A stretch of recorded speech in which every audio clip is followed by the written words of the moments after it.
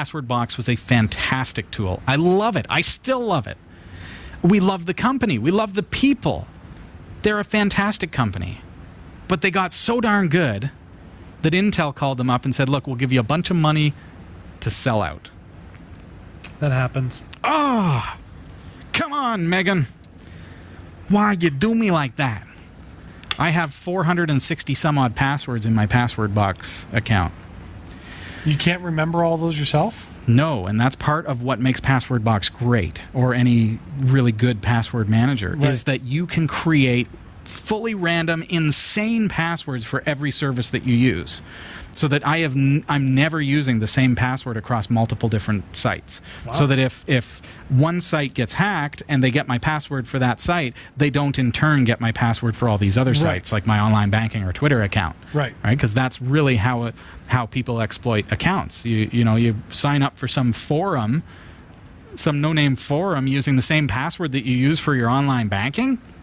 No. So PasswordBox was fantastic because I generate these insane, like 64-character passwords that are uppercase, lowercase, alphanumeric, symbols, everything in these passwords. And I don't know what they are, but PasswordBox does. So I just remembered my master password, which was also a very strong password, but I only had to remember one. Right. Not 400 and some odd. But now they're gone. They're going.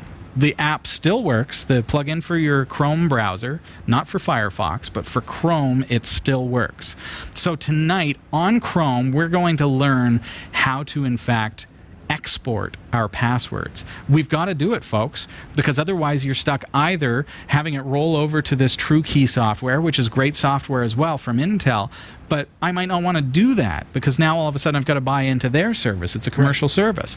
I'd rather have a copy of all my passwords. I don't want to have to go through my 400 and some odd passwords and copy and paste them into an Excel spreadsheet. No, thank you, ma'am. No. I thought about it. I contemplated it because it wasn't happening. Then I got onto GitHub, and a good gentleman there has created a script to make it nice and easy for us using JavaScript in order to export our entire list of passwords. So what it does is it uses the developer console in order to run a JavaScript that goes through the plugin, loading the password of every site that we've ever connected to PasswordBox, saves it as a comma-separated value file, and then we can use it we can import it into KeePassX. We can import it into our other services. Now, if you export it to a file, though, if, say, your computer's infected, could whatever sort of monitoring virus you have on your system not read that and then have access to all your passwords? Oh, yeah. Yep. So you don't want to be running it on an infected system. No. Preferably, I would say, throw it on your Linux system. Tonight we're using a Windows system just because I can stream from the Windows laptop to our desktop here, and so we've actually pre-done that. And I hate to blur things, but of course this has to do with my passwords. This is my account, so I did have to pre-do this and record it so that I could blur out my passwords on your screen. So that's inevitable. But I'm going to show you how this is done. So basically, we need to do this in Chrome. Go on over to my GitHub page. It's github.com/cat5tv. And when you get there, you're going to see the repositories button. Go in there, and in the search field, type in PasswordBox, and you'll see PasswordBox export. So click on that. You'll see that I've used the details. I've included the details here. We need to install this Chrome app, which gives us the developer extensions. You may already have this if you're a developer, but all you have to do is add it to Chrome. Nice and simple. That's going to download it from the Chrome Web Store. So just add it, and that places this kind of hidden in your browser, and that gives us the tools that we need in order to export our password list. So go back to my site here on GitHub and follow the directions, but basically there's this export2.js file. We want to click on that one. Okay? And over at the right-hand side, you see raw. That's what you want to click on to get just the script without all the surrounding stuff. So highlight all with Control-A and then Control-C to put it in your clipboard. Then bring up your password box, which I'm already logged into. And now I can right-click any empty area and go Inspect. Okay, so click on that. And then up at the top here, click on Console. And that's going to allow us to inject JavaScript. So now paste in what's in our clipboard and hit Enter. And that's all we have to do. Now it's scrolling through here, and you'll see things are scrolling there, which I have blurred because that actually reveals my passwords. And it just is going through, flipping through, nice and quick. And we sped this up for the sake of the show tonight. But it takes a couple of minutes to go through 400 passwords. And lo and behold, when it's done, Jeff, we're going to get a comma-separated value file, which is plain text. And that's going to allow us to import those passwords into another tool. Here we go. I'm not sure how long there we go.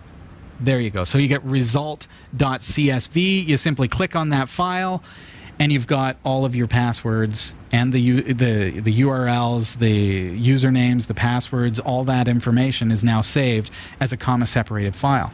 That was really simple. Really simple. So as you say, Jeff, if you have a compromised system, or if you've got, if you've got this file laying around, you don't want to email it to yourself or anything like that. It's plain text. Remember that, okay? If you do need to transfer it or move it around, please, on your Linux system, right-click on it and 7-zip it. You can go compress file and choose 7Z for 7-zip, and that will allow you to password protect and encrypt the file list. Smart. And then you just give it a nice strong password for that file, so then anytime you then open that 7Z file, it will ask for the password in order to open the archive, so that then you can open the CSV file. Right. Okay? And delete, trash, get rid of that original CSV file, and you're good to go. So do that now, because, not now, like wait till the end of the show. Yeah. Okay. We got lots but of stuff. do it now. Yeah. Do it now, in that we don't know how long your PasswordBox extension is actually going to continue to work on Chrome. Okay, so this is, right now it is September 13th, 2016, and it's working fantastically well to export your list as a CSV file. And how easy was that to do? So now our next step is, okay, now we have a copy of our password, so we can use it just with copy and paste. I can open it in LibreOffice Calc and find the site that I need to log into and copy and paste my password into the browser. That's fine. Or we can import it into something like KeePassX or KeePass2 or something like that, or LastPass even. And we're going to be looking at that in Season 10. We're going to be getting into how can we replace PasswordBox with our own custom version of a password manager. That's exciting. You want to absolutely watch for that. So if you're using PasswordBox right now, export your stuff, and then we're going to actually be importing that into our own password server down the road. Nice. That's coming up in Season 10. That's only a couple weeks away, folks. It's true. So it's only a couple weeks. I know. And that's all there is to it. That's it, folks. There you have it. For those of you on Twitter who have been complaining that PasswordBox can't be exported, you're right, but now it can by this little hack that is available at Cat5 TV on GitHub. Some will ask, okay, well, why did you fork it, and why did you add it to your own GitHub rather than just giving the link to the original guy who created it? Right. Now, you'll see I did give credit on the GitHub page to the gentleman who created this tool. I did not create it. However, what I've done is I've just perused the code to make sure that there's nothing there that I would object to or that would be a security violation or concern. So by doing that, now I've locked it in on my GitHub so that if anyone injects something into it that now shares your passwords with someone else, like a third party, it won't happen with my version of the script because I won't be getting that update. Okay? Which makes sense. So we've kind of locked it down at a current stable working copy that is to keep you safe, and that's my reasoning behind that.